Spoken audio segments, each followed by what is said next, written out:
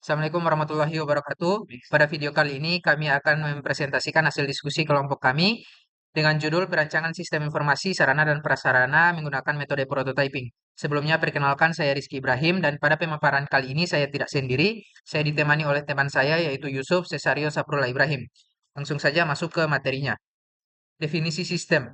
Sistem informasi sarana dan prasarana Sistem Informasi Sarana dan Prasarana atau SISPRAS ini adalah sebuah platform berbasis website yang dirancang untuk mendigitalisasi pengelolaan inventaris sekolah yang sebelumnya masih dilakukan secara manual. Untuk aktor atau pengguna sistem di sini ada tiga. Yang pertama ada admin yang memiliki hak akses penuh. Kemudian admin ini bisa juga melakukan verifikasi pengajuan. Aktor yang kedua yaitu guru, yang dimana guru ini bisa melakukan peminjaman fasilitas, bisa melaporkan kerusakan, dan juga mengajukan pengadaan barang. Untuk aktor yang terakhir yaitu siswa, siswa ini hanya bisa melakukan peminjaman fasilitas dan melaporkan kerusakan barang saja. Masalah yang kami angkat untuk sistem ini yaitu pengelolaan sarana dan prasarana sekolah yang masih manual yang menyebabkan ketidakteraturan data yang berdampak pada kacaunya sirkulasi peminjaman oleh siswa dan guru, serta lambatnya penanganan laporan kerusakan aset. Solusi yang ditawarkan dari sistem ini adalah dapat membantu proses pencatatan dan pelaporan barang rusak dengan lebih cepat dan memungkinkan pengguna melakukan peminjaman. Selanjutnya masuk ke prototype sistem. Di sini ada halaman login. Pada halaman ini kita akan memasukkan username dan password yang telah diberikan oleh pihak sekolah, yang dimana setiap username dan password itu sudah di-set role-role-nya dari ketiga aktor itu yaitu admin, super user, dan juga user. Pertama kita akan login sebagai user, akan masuk ke bagian beranda ataupun dashboard. Untuk user ada dua menu utama yaitu perbaikan dan peminjaman. Untuk perbaikannya seperti ini, ada formulir yang harus diisi. Kemudian peminjamannya juga sama, ada formulir yang harus diisi. Setelah kita mengisi dan mengirimkan formulir tersebut, kita bisa melihat permintaan kita pada kedua tombol di atas. Ini untuk melihat permintaan peminjaman kita, ini untuk melihat permintaan perbaikan kita.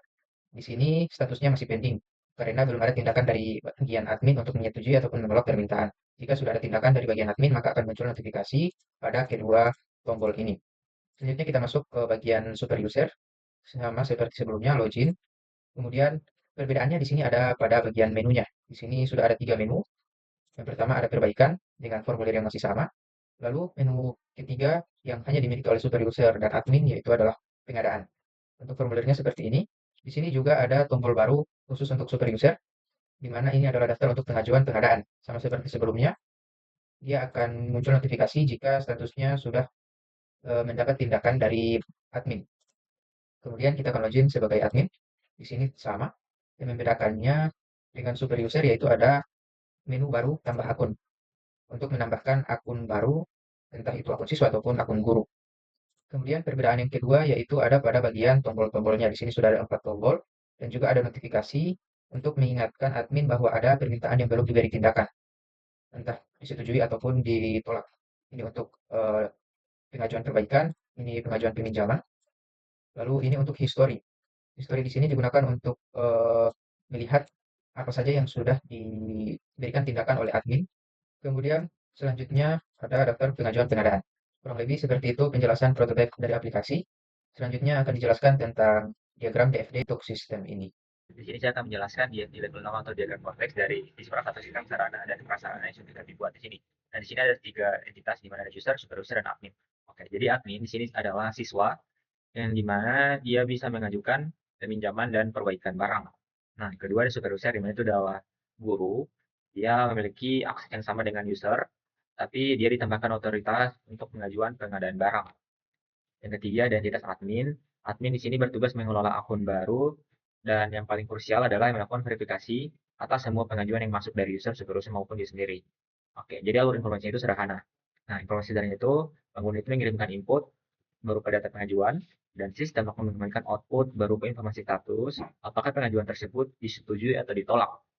Next di level 1, di sini kita lihat eh, di sini terbagi atas 5 tahapan utama, 5 proses utama. Dari proses 1 sampai proses 2, proses 3.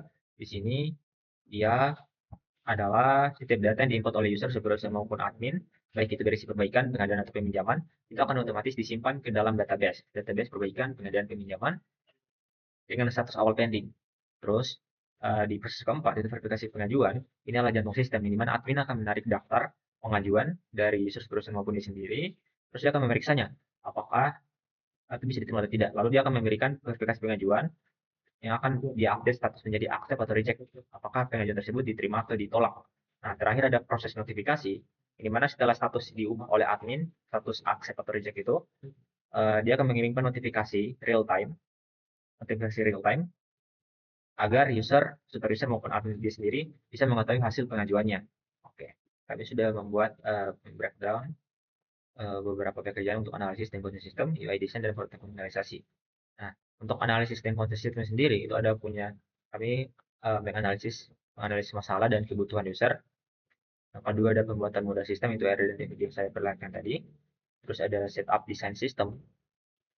Terus ada desain UI halaman login dan dashboard, desain UI halaman input dan daftar data, review visual, revisi desain, pembuatan prototype, dan final check. Oke, jadi akan saya breakdown masing-masing pekerjaan. Dan untuk analisis masalah itu sendiri, kami mulai di tanggal 12 dan akan berakhir di tanggal 12 itu sendiri. Jadi, kami cuma membutuhkan 1 hari untuk analisis masalah dan kebutuhan user. Terus di kedua, itu kan pembuatan model sistem seperti RD dan DFD itu juga kami buat dalam durasi waktu 1 hari, dan dependensinya atau kegiatan sebelumnya yang harus ada itu yaitu analisis masalah. Jadi dependensi dari pembuatan model sistem itu yaitu analisis masalah. Nah, jadi untuk bagian analisis dan konsep sistem itu kita mengambil 2 hari saja. Terus untuk bagian UI design, di setup desain sistem itu kami buat selama 1 hari saja, 1 hari saja di tanggal 14 Desember, dan dependensi dia mengambil dependensi dari pembuatan model sebelumnya. Terus selanjutnya ada desain UI dan halaman login dan dashboard. Itu kami lakukan dalam 2 hari, dari tanggal 15 Desember sampai tanggal 16, dengan durasi waktu pengerjaan selama 2 hari. Dependensi itu setup desain. Desain UI untuk halaman input dan daftar data itu kami lakukan selama 3 hari dari tanggal 17 Desember sampai tanggal 19 Desember. Dependensinya itu desain UI halaman, login dan dashboard yang sebelumnya. Dan yang di bagian UI design terakhir itu ada review visual dan revisi desain. Itu kami lakukan selama 1 hari. Dependensinya itu ya desain UI halaman, input dan daftar data yang sebelumnya. Jadi di sini kami mengambil waktu atau memakan waktu selama 7 hari atau 1 minggu untuk bagian UI design. Nah, di prototyping dan finalisasi, itu yang pertama ada pembuatan prototype interaktif. Itu dari UI design tadi itu kan membuat pembuatan prototype interaktif agar bisa di apa, demonstrasikan kepada user, kepada konsumen yang kami ini ambil akan data. Di sini kami semua pembuatan prototype itu kami hanya mengambil dalam 1 hari di tanggal 21 Desember. Dependensinya itu review visual dan revisi sebelumnya. Dan terakhir di tanggal 20 Desember itu kami melakukan final check, dan prototyping dan finalisasi itu hanya mengambil 2 hari atau memakan 2 hari dari waktu pengerjaan. Oke, jadi di sini ada Gantt chart yang sudah kami buat. Ini kalian di sini bisa terlihat dari sebenarnya sama juga dengan yang sebelumnya di tabel yang saya buat itu. Di sini adalah eh, satu persatu tugas yang sudah kami buat sebelumnya, dan di sini diperlihatkan alur atau dependensi dari tugas-tugas yang sebelumnya. Nih, ini bagian Gantt chart yang saya buat ini, adalah keseluruhan tugas yang kami buat tadi. Dan ini dari masing-masing tugas itu punya dependensi. Misalnya di sini pembuatan model sistem RD, dia tidak bisa dibuat atau dilakukan sebelum analisis masalah dan kebutuhan user selesai. Begitu juga di setup desain sistem, dia tidak bisa kita belum bisa membuat sistem desain sistem sebelum pembuatan model sistem atau RDF itu sudah selesai. Dan begitu juga seterusnya. Oke, itu saja sih dari saya. Saya kembalikan ke Rizky Ibrahim.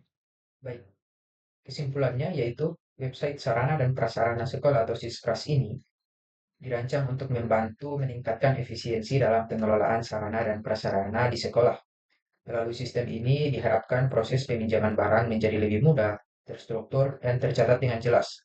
Selain itu, pelaporan barang rusak juga dapat dilakukan secara cepat dan terdokumentasi dengan otomatis, sehingga diharapkan mempercepat proses perbaikan dan pemantauan kondisi fasilitas. Sekian pemaparan dari hasil diskusi kami. Mohon maaf jika ada kesalahan ataupun kekurangan. Terima kasih. Assalamualaikum warahmatullahi wabarakatuh.